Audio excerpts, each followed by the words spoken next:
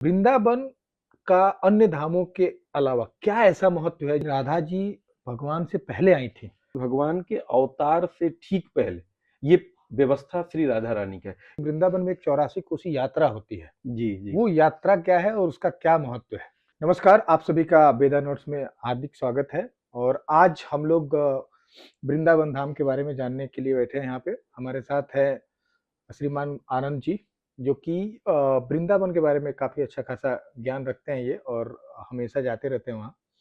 तो आज इनसे हम जानने की कोशिश करेंगे कि वृंदावन का क्या महत्व है।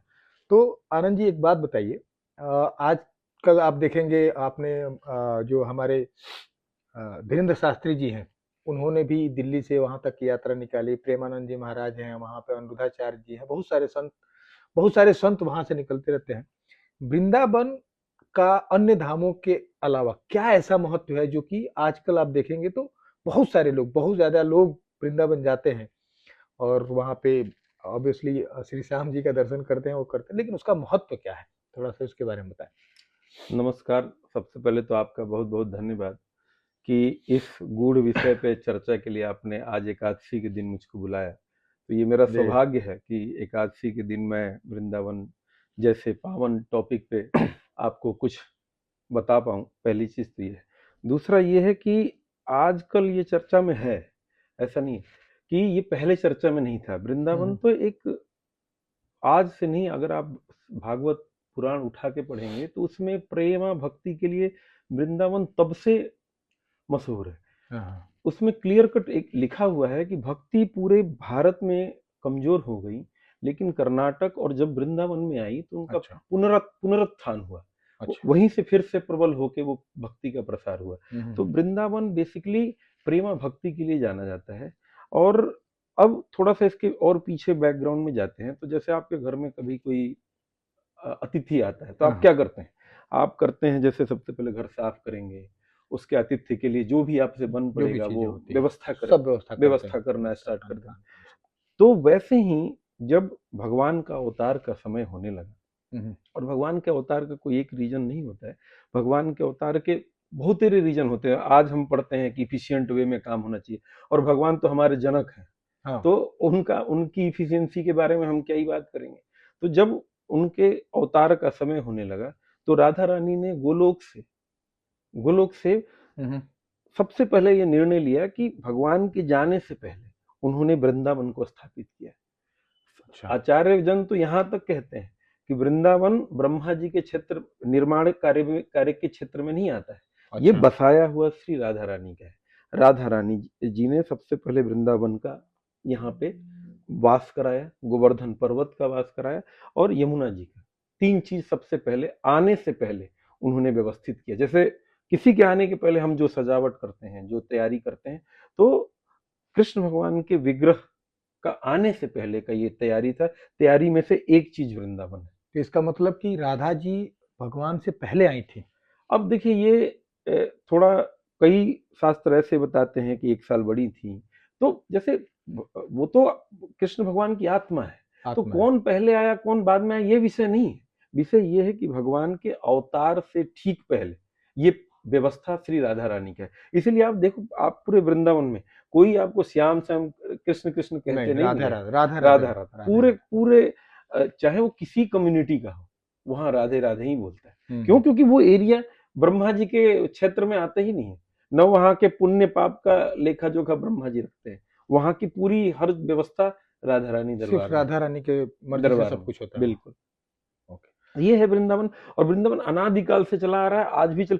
कुछ लोग तो यहाँ तक कहते हैं कि कृष्ण भगवान जैसे सीता मैया गई ही नहीं रावण के साथ, सिर्फ छाया मात्र गई है ना। एक हम्म। अपना आप वाल्मीकि रामायण पढ़े चाहे, इसकी पुष्टि मिलती है। बिल्कुल। वैसे ही कृष्ण भगवान कभी गए ही नहीं। वहां के ब्रजवासी तो ये कहते हैं भगवान और राधा जी यहाँ से गए ही नहीं, छाया मात्र गए बाहर, पूरे सब कार्य करके फिर वापस यहीं ब्रज वही धाम है। में रहते हैं और लीलाएं करते हैं। तो वृंदावन भक्ति, प्रेमा भक्ति के लिए स्पेशली जाना जाता है। अच्छा, इसमें मैंने ऐसा सुना है कि वृंदावन में एक 84 कोसी यात्रा होती है। जी जी। वो यात्रा क्या है और उसका क्या महत्व है? देखिए तो जो वृंदावन का क्षेत्र है हम्म। वो 84 कोस बोला जाता है, यानी कि जो राधा रानी जी ने व्यवस्थित किया। 84 कोस मतलब 252 किलोमीटर, एक 252 कोस 3 into 3 किलोमीटर, ऐसे हाँ कैलकुलेशन होता है हमारे यहाँ। तो वो जो पूरा एरिया है 250 किलोमीटर का एरिया, वो पूरा का पूरा उनके द्वारा बसाया हुआ है। तो उसी एरिया को कहते हैं 84 कोस। 84 कोस मतलब वो 84 कोस में फैला हुआ है, और जब परिक्रमा लगती है तो उस परिक्रमा में लोग एक डिफाइंड रूट है, उस रूट से होते हुए 250 किलोमीटर की पैदल, साइकिल से, कितने लोग जो जैसे वाहनों से, जो सक्षम है जैसे। तो इसमें बेसिकली 12 वन पड़ता है, और 24 उद्यान के आसपास पड़ता है, अच्छा और 20 कुंड पड़ता है, और 200 मंदिर, तीर्थ तीर्थ स्थान ऐसे बने होते हैं। तो जो 84 कोस का यात्रा होता है वो वैसे तो पूरे साल ही चलता रहता है, लेकिन स्पेशली ये जो सितंबर अक्टूबर के महीने में ये ज्यादा लोग जाते हैं ज्यादा लोग अब पहले तो पैदल होता था, साइकिल से होता था, लेकिन अब आजकल ऐसा ट्रेंड हो गया है कि इतना लोगों के पास समय नहीं है कि वो 40 दिन में लोग पहले करते थे, तो अब इतना समय नहीं है, तो 7 दिन से लेकर 10 दिन तक, 15 दिन तक, और कई कई लोग 40-40 दिन के लिए भी करते हैं। तो अगर इसको अपने पौराणिक रूप से देखा जाए, 84 कोस मतलब 84 लाख योनि। एक कोस आप पैदल चलते हैं, अच्छा आपकी 1 लाख योनियों का ताप कट जाता है।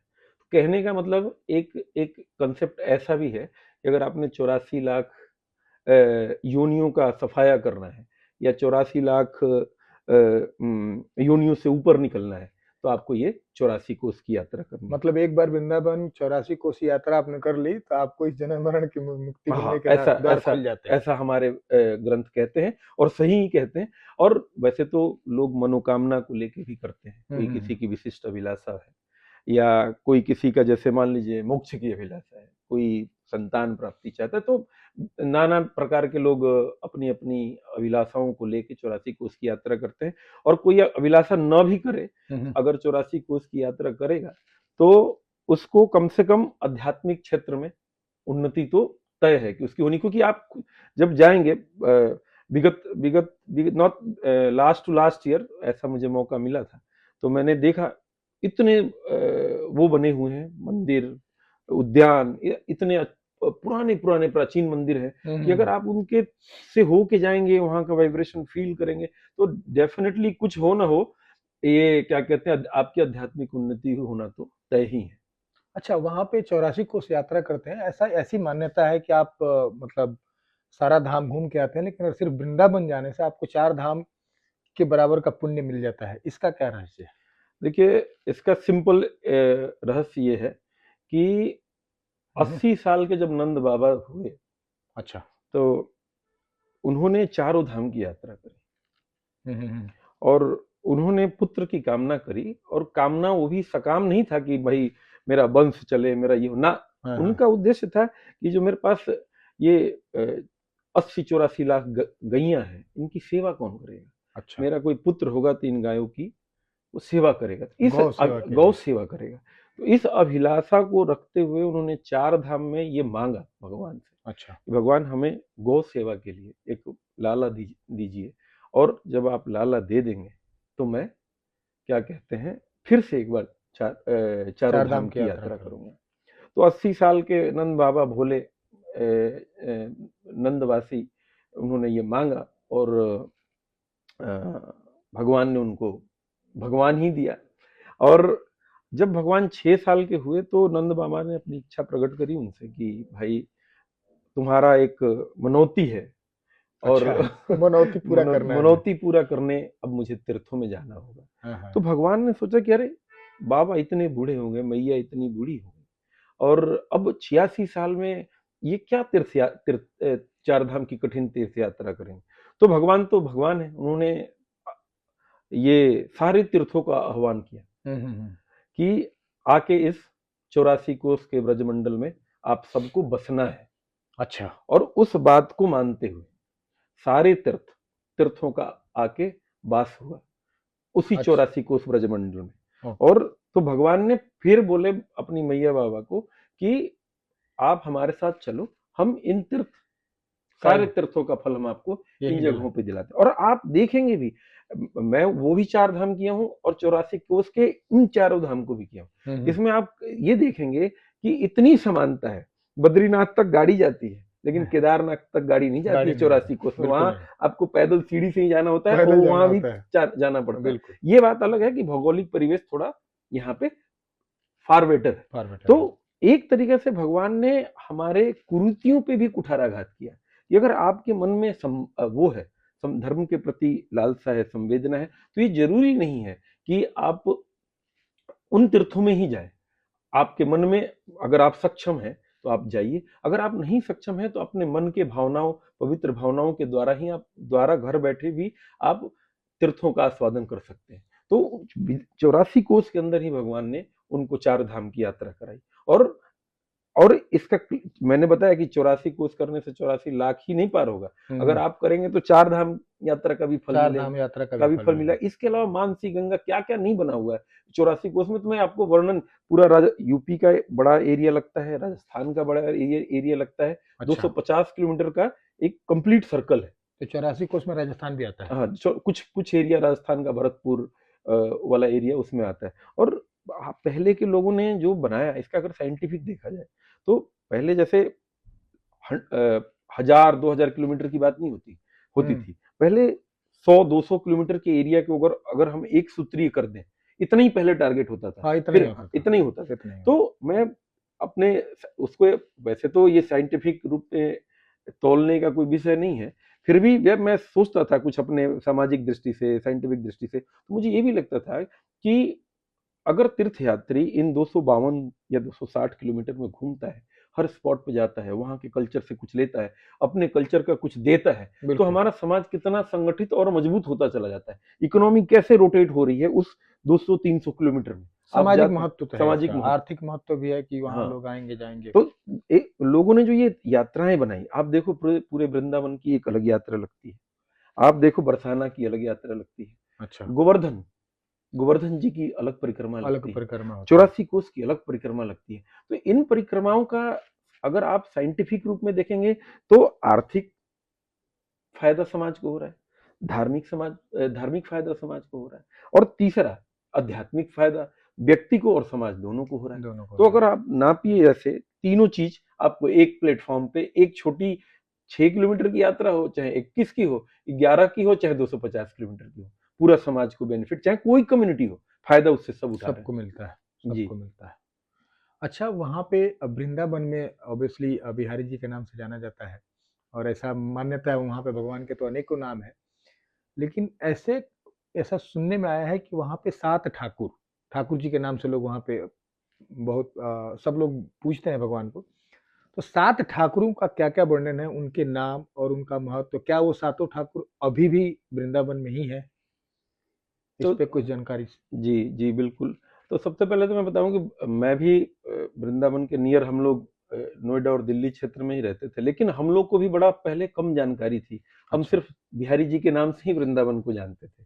लेकिन आचार्य गणों से, आजकल प्रेमानंद महाराज, इंद्रेश जी, इन लोगों के द्वारा बार-बार बताए जाने पे अब ये समझ में आया कि सिर्फ अकेले बिहारी जी नहीं, प्राचीन 7 विग्रह हैं अच्छा, भगवान के वहाँ पे, और 3 तो स्वयंभू हैं, स्वयं प्रकट हुए हैं। और वैसे तो देखा जाए हम लोगों के लिए वो सारे स्वयंभू हैं, किसी ने बनाया नहीं है। लेकिन फिर भी जो 4 ठाकुर जी हैं, उनकी हिस्ट्री ऐसी है कि जैसे कृष्ण भगवान जब अपनी लीला संवरण करके हुँ, चले गए यहाँ से, तो उनके परपौत्र वज्रनाभ जी, अच्छा, उनके परपौत्र थे वज्रनाभ जी।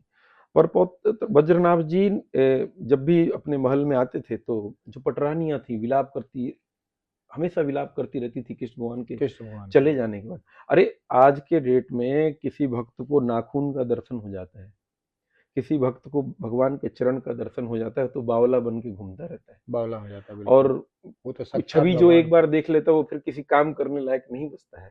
तो जिन्होंने भगवान के साथ साक्षात इतने देखा। दिन देखा हो और एकाएक भगवान अपना लीला संवरण करके चले जाए तो उनकी क्या स्थिति होगी। तो किसी ने, संत विप्र ने बज्रनाभ जी को सुझाया, उनकी भी हालत खराब थी। हुँ, हुँ, हुँ, तो कुछ पटरानियां तो भगवान अपने साथ ही लेके गोलोक धाम चले गए थे, चले गए। लेकिन 1000 पटरानी रह गई थी, तो उनको लेके हुँ, हुँ, बज्रनाभ जी वहां से द्वारका से वृंदावन आए। अच्छा, और वृंदावन आके जिस वेदी पे, जिस पत्थर पे, कारागार में भगवान का जन्म हुआ था, पहली बार भगवान लेटे थे, उस उन पत्थरों से 4 विग्रह का निर्माण कराया। कैसे निर्माण कराया? हर पटरानी से पूछते थे भगवान का ओठ कैसा है, भगवान की नासिका कैसी है, भगवान के आंख कैसे थे, भगवान का वक्षस्थल कैसा था।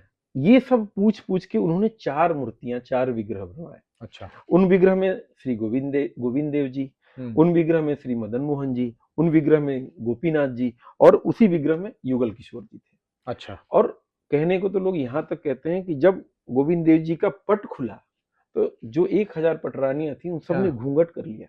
आज भी जयपुर में विराजमान है। मैं अभी बताऊंगा सिलसिलेवार में कि जब गोविंद देव जी का पट खुला ना तो 1000 पटरानियों ने घूंघट कर लिया, अरे श्याम सुंदर आ गए, ऐसी बात।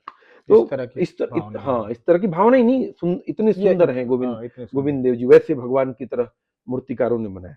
लेकिन हुआ क्या, कालांतर में कलयुग का प्रभाव बढ़ा या युग बदला, तो ये इन मूर्तियों ने भी अपने आप को अंदर समेट लिया। मतलब विलुप्त नहीं हुई, अपने आप को छुपा लिया, क्योंकि पाप बढ़ता चला गया, लोग दूसरे तरीके कलयुग को आना था। कलयुग को आना था तो भगवान जब तक अपने आप को छुपाएंगे नहीं। हाँ, तो ये 4 मूर्तियां उसी समय वृंदावन में स्थापित थी, लेकिन धीरे धीरे भूमिगत हो गई, कुंजों में छुप गई, इस टाइप का ऐसा मान लीजिए। जंगल, उस समय तो सब जंगल ही था, वृंदावन वन ही है, वन मतलब वृंदावन वन ही है, वन ही था, तो कहीं कुछ छुप गया। तो ये 4 मूर्तियां उस समय की हैं, जिन चारों का मैंने नाम लिया। और 3 और ठाकुर जी हैं, एक तो राधा वल्लभ जी, दूसरे हैं बांके बिहारी जी, जो सब लोग जानते हैं। बांके बिहारी क्या दर्शन करने सब लोग जाते हैं। और श्री राधा रमण जी। तो इन 7 मूर्तियों, 4 मूर्तियों की तो मैंने कहानी आपको बता दी कि भाई इनको उनके परपौत्र, भगवान के अपने परपौत्र, ब्लड रिलेशन जो बोले, अपने परपौत्र ने इन 4 मूर्तियों का निर्माण उसी पत्थर से कराया जिसपे भगवान का जन्म हुआ था। अब राधा वल्लभ जी, तो राधा वल्लभ जी को प्रगटाया एक संत हुए हित हरिवंश महाप्रभु। अच्छा। तो उन्होंने एक्चुअली ये जो ठाकुर जी थे, जो राधा वल्लभ जी, ये शंकर भगवान के घर में रखे जाने वाले ठाकुर थे।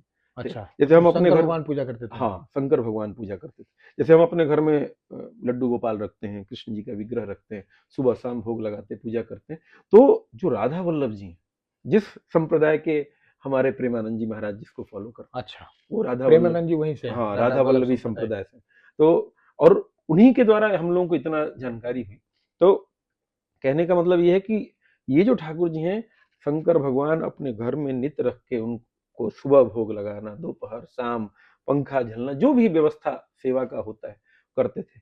तो एक हो सकता है कि थोड़ा वीडियो लंबा चल जाए, लेकिन थोड़ा मैं इसलिए बताना चाहूंगा कि एक ब्राह्मण ने बहुत तप किया, आत्मदेव ब्राह्मण का नाम था, उसने बहुत तप किया, और जब शंकर भगवान प्रकट हुए तो उसने ये कह के मांगा कि आपके पास जो सबसे अमूल्य रत्न है वो मुझे दे दीजिए। अच्छा।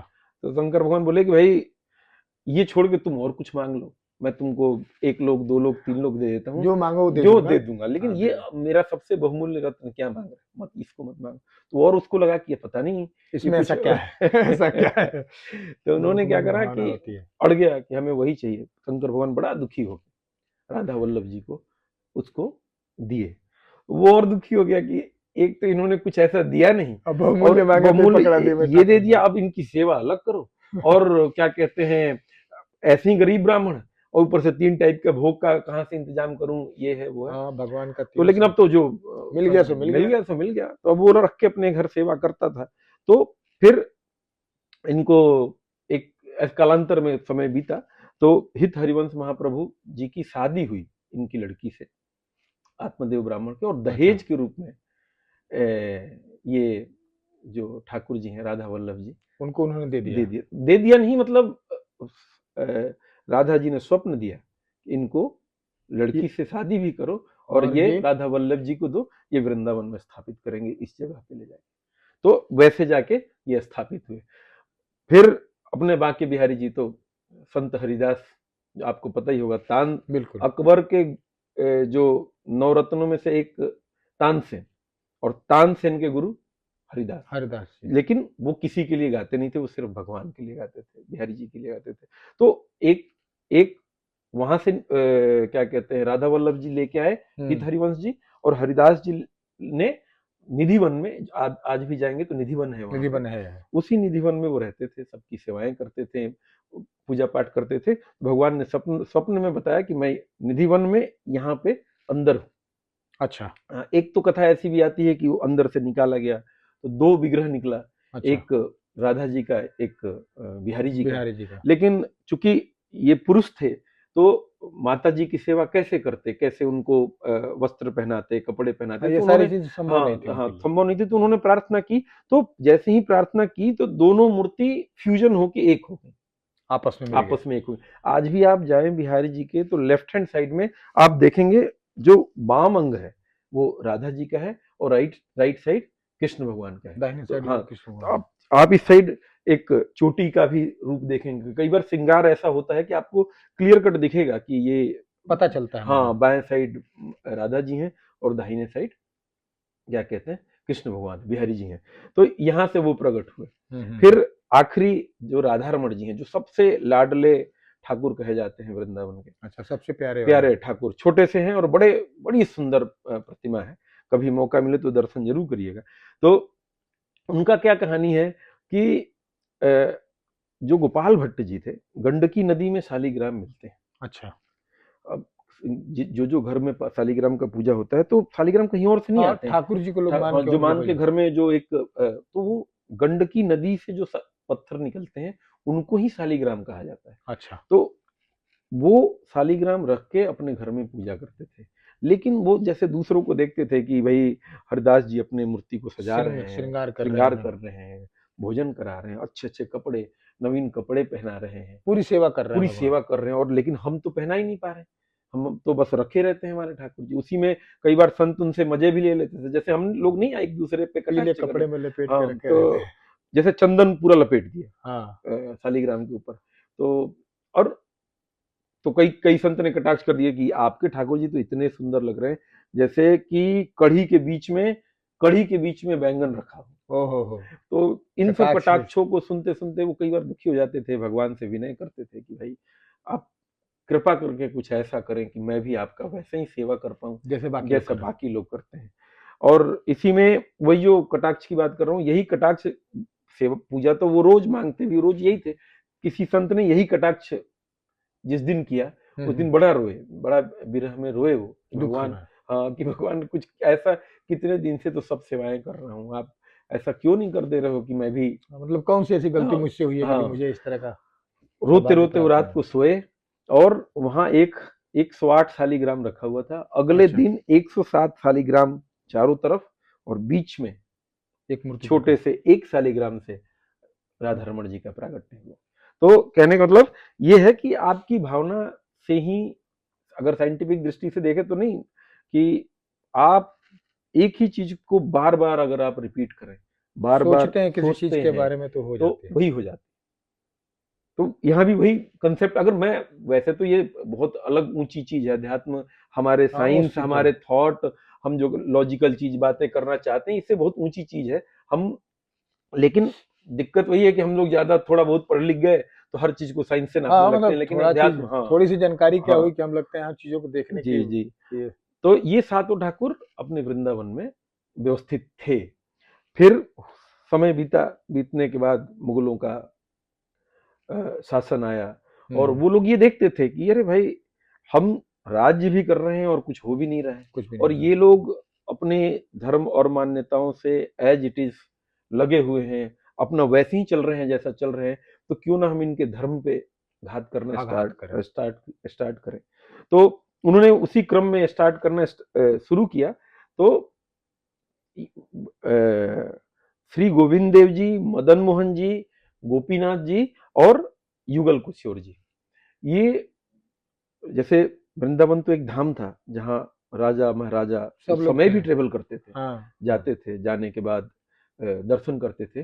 तो जिन राजाओं का राज्य अभी सुरक्षित था और वृंदावन पे आक्रमण धीरे धीरे शुरू हो चुका था, तो 3 विग्रह जयपुर के राजा लेके गए, अपने यहाँ संदूक में रख के छुपा के ले गए, ताकि मैं चलूं अपने निजी महल में इनको व्यवस्थित कर दूंगा। तो जहाँ पे खतरा कम था। तो श्री गोविंद देव जी, मदन मोहन जी और गोपीनाथ जी जयपुर चले गए। तो 3 अच्छा। वहां सुरक्षित रहे। बाद में एक और कथा है कि मदन मोहन जी करौली शिफ्ट हो गए। करौली शिफ्ट हुए जब तीनों ठाकुर की सेवा उनके घर में होती थी, जब उनकी लड़की की शादी हुई। इसमें भी एक बड़ी अच्छी मनोहर कथा है, वो कभी अच्छा। आराम से बताएंगे कि तब भी राजा नहीं दे रहे थे लड़की को। लड़की बोली कि आपके पास 3 ठाकुर हैं, एक हमें दे दीजिए। तो बोले कि क्या कहते हैं, नहीं हम एक भी नहीं दे पाएंगे। तो बोले नहीं हमें एक तो चाहिए। तो उसमें बोले कि चलो हम तुम्हारी परीक्षा लेंगे, 7 ठाकुर एक जैसे बनवा दिए। लेकिन वो लड़की का भाव इतना अच्छा था कि भगवान ने खुद बोला कि आंख मूंद के जब सब मूर्तियों का टेस्ट तुमसे 7 की कराई जाएगी, तो जिसमें कानी उंगली मैं हिला दूं, समझना वही मैं असली हूँ। तो मतलब प्रेम था प्रेम था भगवान से भगवान, उसको, हाँ। तो भगवान भी जाना भगवान, चाहते थे। हाँ, तो भगवान ने कानी उंगली हिलाया जब उसके आंख में बंद करके टेस्ट कराया जा रहा था। तो बोली पिताजी यही असली मूर्ति है। हाँ तो हाँ। पिताजी काम में आके बोले कि कानी उंगली मैंने भी देख लिया था, पर मैं राजी इस बात से हूं कि भगवान ने तुमको चुना है, इसलिए तुम इस तुमको विग्रह को अपने ससुराल लेके जाओ। अच्छा, तो पहले देखिए, पहले उपहार स्वरूप लोग मांगते भी भगवान को थे और लोग हाँ, देते भी देते भगवान को थे। भगवान अब लोगों के पास हो गया कि भाई साहब इतना पैसा दे दीजिए, वो कर दिए दहेज के रूप में बहुत सारे। जी। तो इस तरीके से अपने मदन मोहन जी करौली में चले गए, और युगल किशोर जी पन्ना में, मध्य प्रदेश। मध्य प्रदेश पन्ना में विराजित हैं। हम्म। और इनको प्रगटाने वाले हरिराम व्यास जी थे, जो कि सब वेदों के जानकार थे। शंकर भगवान ने खुद उनको भेजा था कि आप वृंदावन जाओ, कहाँ इस शास्त्रार्थ और इन दुनिया के चक्करों में पड़े हो। सिर्फ अच्छा। ज्ञान से अकेले काम नहीं चलेगा, ज्ञान प्रेमा भक्ति के साथ आपको वृंदावन में मिलेगा। तो शंकर भगवान ने काशी विश्वनाथ मंदिर में के प्रांगण से अच्छा। गरीब ब्राह्मण के वेश में उनको आज्ञा करी, सब पोथी पत्रा फेंक के, और वो फिर आए और यहाँ पे सालों भजन किए, और तब तब जाके युगल किशोर जी ने उनपे अनुग्रह कर किया, और वो इस तरीके से उस मूर्ति को प्रगटाए। मतलब इन सब कथाओं से यही पता चलता है कि भगवान भी उस समय ये देखते थे कि किसकी भक्ति में कितना दम है, उसी के साथ उस वो। समय, हाँ, बिल्कुल, बिल्कुल। उस समय भी और आज भी, आज भी, आज आज भी भी। बिल्कुल। आप जितने ये आचार्य वृंद आपको दिख रहे हैं, ये सब पे कृपा ही है, और भगवान उनका हृदय देख के उनके पास पहुंच ही रहे। अच्छा, हमारी चर्चा में कई बार नाम अपने भोले बाबा का भी आया, भोलेनाथ, उनका भी कुछ संबंध है यहाँ से, क्योंकि उनकी चर्चा काफी होती रहती है। जब भी वृंदावन का नाम लिया जाता है तो भगवान शंकर के बारे में, भोलेनाथ के बारे में बातचीत होती होती है। राम जी के आराध्य बाबा भोलेनाथ, बाबा भोलेनाथ। भोलेनाथ के आराध्य श्री राम जी। तो राम जी और श्याम जी की बात हो, और हाँ। वहां भोलेनाथ जी ना हो, भोलेनाथ जी तो ना। अपने वृंदावन में भी शंकर भगवान की बड़ी ही अच्छी अ, लिंग स्वरूप मूर्ति है, अच्छा। जिसको गोपेश्वर महाराज कहते हैं। अच्छा। जी। तो बेसिकली इनका प्रागट्य ऐसा है कि, वैसे कहने को तो यहाँ तक कहते हैं कि अगर आप वृंदावन जाएं, इंद्रेश जी भी अपने प्रवचन में कहते हैं, तो हम्म। यमुना जी का दर्शन किए बिना, गोपेश्वर महाराज का दर्शन किए बिना, अच्छा। और लता पता का दर्शन किए बिना, और ब्रज लगाए बिना, बिना बिहारी जी के मंदिर मत जाइए, ऐसा बताते हैं तो कि ये 4-5 चीजें आपको फॉलो करो, फिर आप बिहारी जी के पास जाओगे, बिहारी जी बड़े प्रसन्न होकर आपको देखेंगे। मतलब बांके बिहारी जाने से पहले ये ये प्रक्रिया आपको ये पूरी प्रक्रिया करनी है, बिल्कुल, अगर आपको बिल्कुल। भगवान से हाँ, आशीर्वाद तो चाहिए अच्छी तरीके से। वो ये कहते हैं कि आप वैसे जाओगे तो भगवान अपनी आपको दर्शन देंगे, दर्शन लेकिन देंगे। जब ये प्रक्रिया आप करके जाओगे, अच्छा। तो क्या कहते हैं, भगवान आपको खुद सहर्ष देखेंगे। तो भक्त को चाहिए क्या, भगवान ने एक बार भगवान ने एक बार देख देख ले लिया, बस यही दर्शन। भक्त को चाहिए। तो कहने का मतलब कि गोपेश्वर महाराज का ऐसा कथाएं आती हैं, वैसे तो शंकर ही भगवान है, उस पूरे, जैसे एक नहीं होता कोतवाल, हम्म। कोतवाल टाइप के पूरे शहर वृंदावन नगरी के गोपेश्वर महाराज को बोला जाता है। जैसे अपने अच्छा। भैरव बाबा उधर हैं, बनारस में है, बनारस में भैरव बाबा। हनुमानगढ़, अयोध्या में हनुमान जी हैं, वैसे ही वृंदावन के गोपेश्वर महाराज। अच्छा, तो मतलब रखवाले हैं वो। रखवाले हैं, अच्छा। कोतवाल हैं पूरा वाले। वृंदावन के। तो जहाँ राम जी वहाँ शिव जी, जहाँ श्याम जी वहाँ भी शिव जी, वैसी वैसी कहानी। और लेकिन जो कथा, बेसिकली उनका नाम गोपेश्वर इसलिए पड़ा कि जब भगवान ने शरद पूर्णिमा के रात को रास किया, अच्छा।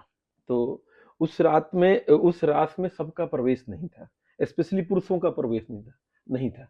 तो भगवान शंकर को जब पता चला तो वो भी चले, तो देखने के लिए। देखने के लिए कि मैं भी, रास। देखने के लिए नहीं, देखना तो फिर भी ठीक, रास में पार्टिसिपेट करने के लिए अच्छा, उनको भी सम्मिलित होना था सम्मिलित होना था। भगवान शंकर को। हाँ, तो फिर क्या कहते हैं, लेकिन वहां पे रोक लिया गया उनको, कि भोलेनाथ को रोक लिया गया। तो उनका गोपी रूप में श्रृंगार स्वयं माता पार्वती ने किया, अच्छा। इसलिए गोपी रूप वहां पे उन्होंने धारण किया, इसलिए उनको गोपेश्वर मतलब उनको महिला का स्वरूप दिया हाँ गया, दिया उनको गया, तैयार किया गया दिया गया एंट्री के लिए। एंट्री के लिए। तो वैसे दिखा जाए तो पुरुष तो एक ही है, अगर हम हाँ, अध्यात्म का ज्ञान के लेवल में जाएंगे, पुरुष एक ही पुरुष है, एक ही है। बाकी सब तो हाँ, सब माता है। प्रकृति प्रकृति का प्रकृति का रूप है। तो प्रकृति का रूप। तो कहने का मतलब कि पुरुष वही एक है जो रास रचा सकता है, बाकी हम सब जीव जो है, जीवात्मा जो है, परमात्मा पुरुष है, जीवात्मा प्रकृति है, प्रकृति सब है। सारी तो प्रकृति है। प्रकृति से परमात्मा को मिलाने के लिए माता ने उनका गोपी रूप में श्रृंगार किया, इसलिए वो गोपेश्वर रूप में वहां विराजमान है। अच्छा, आखिरी में मैं आपसे, वहाँ पे ऐसा ऐसा मैंने सुना है और मैं एक बार गया भी था, तो वहाँ पे लोग बातचीत करते थे कि वहाँ पे जो निधि वन है, जी निधि वन में किसी का भी रात्रि प्रवास वर्जित है। जी लोग रात को वहाँ कोई रुक नहीं सकता, उसके अंदर कोई जा नहीं सकता। इसके पीछे क्या रहस्य है? जी देखिए, दो तीन चीजें हैं साइंटिफिक, अगर पहले पहले आध्यात्मिक ना बात कर लेते हैं, फिर हाँ। साइंटिफिक पे आएंगे। तो एक मानना अपना ऐसा भी है कि आज भी वहां पे उस पूरे पवित्र इलाके में राधा जी अपनी सखियों के साथ, कृष्ण भगवान अपने सखाओं के साथ अच्छा, रोज रात को वहां पे आते हैं। रासलीला करते हैं रासलीला या जो भी रोज। अपना लीलाएं करना हुआ, मनोरंजन अपना जो भी रास विलास जो भी करना होता है, वो आज भी वहां पे होता है। प्रतिदिन चलता है। अच्छा। ठीक है। तो अब उस पवित्र इलाके में हम जैसे संसारी लोग जाएं, विक्षेप हो, तो इसलिए उसको बंद कर दिया जाता है। ठीक है, कि कहीं किसी कारण। दूसरा, एक दूसरा साइंटिफिक रीजन, कि जब आप देख लो कोई ऐसी चीज जो अकल्पनीय है, जो अविश्वसनीय है, तो उस केस में क्या होता है, हम अपना मानसिक संतुलन खो देते हैं। खो देते हैं। तो वैसे सिचुएशन के लिए भी मनाही रहती है। और कुछ लोगों का वहां पे समाधि तक बना हुआ है, वो गए तो बचे ही नहीं। तो अब बचे ही नहीं, उन्होंने ऐसा चीज देख लिया कि वो अपना बर्दाश्त ही नहीं कर बर्दाश्त पाए नहीं वो। कर पाए। या तो खुशी हो या दुख हो, दुख जो को भी हो, बर्दाश्त नहीं कर अब पाया। पता ही नहीं। दूसरा, अगर कुछ लोग बच गए तो वो उस चीज को एक्सप्लेन ही नहीं कर पाए, उनका दिमागी संतुलन बिगड़ गया। खो कि जाता है। ये जबरदस्ती की चीज नहीं है। देखिए, भगवान का अनुग्रह या तो वो अहेतु की कृपा कर दें तो है, आप चाहो कि भगवान बलपूर्वक मेरे पे कृपा कर दें, मैं नहीं, ऐसा बलपूर्वक तो नहीं है। अपनी आंखों की क्षमता से भगवान को देख लूं, तो कुछ लोगों ने धृष्टता ऐसी करी, तो उनकी आज भी वहां पे समाधि है। तो वहां के जो मान्यताएं हैं, मान्यताओं में ये प्रबल मान्यता है। इवन आप देखें, इस पे बहुत सारी वीडियो यूट्यूब पे पड़ी हुई हैं, लोगों ने ताला बंद करके। ऐसा क्या चीज है कि पशु पक्षी बंदर कीड़े मकोड़े भी 7 बजे 6 बजे जब भी संध्या के बाद धीरे धीरे पूरे निधिवन को छोड़ देते हैं, छोड़ देते हैं। सब चल जाते हैं अपने आप बाहर। तो आखिर इस पे तो बहुत, आप नेट पे डालिएगा, रिसर्च ही रिसर्च हुआ पड़ा है। लेकिन ये आज भी ऐसी मान्यता है कि वहां पे आते हैं, सब चीज पंडे पुजारी लगा के जाते हैं, बेड, फूल, मालाएं, दातुन, मिठाई सब रख के जाते हैं। सुबह सब यूज बिखरा किया पड़ा हुआ, सब हाँ कुछ यूज यूज होता है। किया हुआ सब अच्छा। कुछ मिलता है।